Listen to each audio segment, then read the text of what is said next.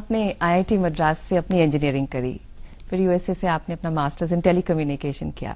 तो ये सब करते करते आपको मालूम था कि एक दिन स्पिरिचुअल पाथ पे इतना स्ट्रांगली जाएंगे आप? नहीं, एज अ स्टूडेंट तो जब मैं पढ़ता था मेरा ध्यान रूहानियत की ओर था जी। मगर उस समय जैसे कि होता है पढ़ाई की तरफ बड़ा जोर था। तो हाई स्कूल के बाद आईआईटी मद्रास में मैंने 5 साल लगाए और फिर कुछ एजुकेशन बाहर भी की। बस साथ साथ संत कृपाल सिंह जी महाराज और संत दर्शन सिंह जी महाराज की दया मेरे से मेरा ध्यान रूहानियत के रास्ते पर था। मैं अपने घर में देखता था कि मेरे parents, my mother and father, दोनों सुबह उठ के अभ्यास पे बैठते थे। तो क्योंकि वो बैठते थे तो आस्ते आस्ते मुझसे भी आदत पड़ गई। तो ये बहुत ज़रूरी है आजकल के समय में कि जो चीज़ें हम अपने बच्चों को सिखाना चाहते हैं वो हम खुद भी करें, क्योंकि हमारे घर में एटमॉस्फेयर ऐसा था जिसमें कि मेडिटेशन करना इम्पोर्टेंट था।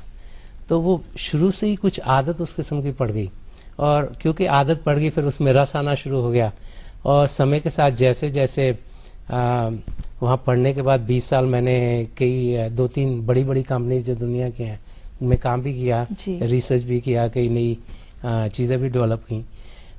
बट मेरा क्योंकि ध्यान रूहानियत की ओर था तो उसी में मुझे ज़्यादा शौक रहा और उसी में मुझे ज़्यादा आनंद आना शुरू हो गया। वंडरफुल। महाराज जी, बात करेंगे, आपने बच्चों की बात करी, यंग लोगों की बात करी कि कैसे ये हमारी